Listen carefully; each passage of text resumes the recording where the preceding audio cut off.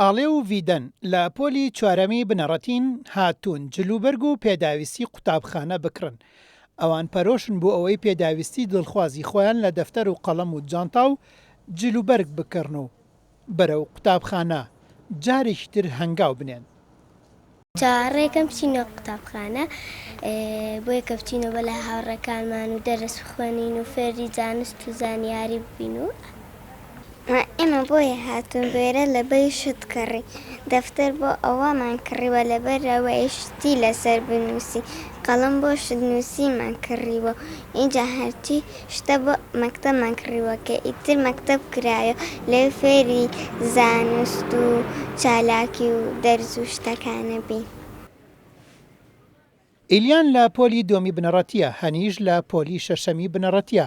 ئەوان پەرۆشن تا جلوبەرگی قوتابخانە بکڕن، دەفتەر و قەڵەم و پێداویستەکانی تری قوتابخانە دەستنیشان بکەن و بۆ ئەوەی ئامادە بن بۆ پەروەردە و فێرکردن.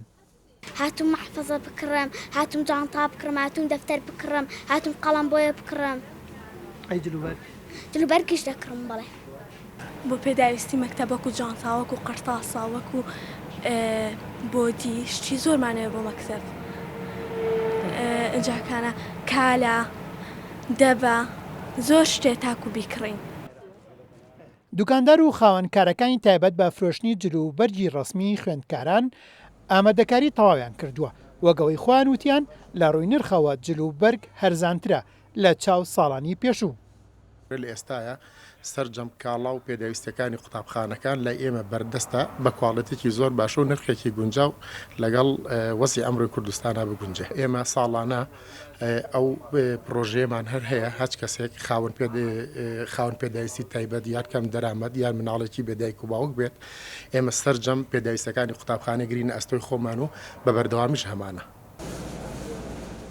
بۆ ساڵی خوێندنی 2022 بۆ 2023 وەزارەتی پەروەردە 3 ڕەنگی دەستنیشان کردووە بۆ خوێندنگەکان، ئەوانیش ڕەنگی ڕەساسی و سپی بۆ قۆناغی 1 بۆ 6 بنەڕەتی، ڕەنگی نیلی و سپی بۆ قۆناغی 7 بۆ 9 بنەڕەتی. بۆ ئامادەیش ڕەنگی ڕەش و سپیە کە دایکان و باوکان بارەزوومەندانە بێ ئەوەی لەلایەن قوتابخانەکانەوە شوێنی کڕینی جلوبەرجیان بۆ دیاری بکرێت، خۆیان لە بازاردا جلوبەرگ بۆ منداڵەکانیان دەکردن و بەرەو پەروەردە و فێرکردن ڕەوانیان دەکەن.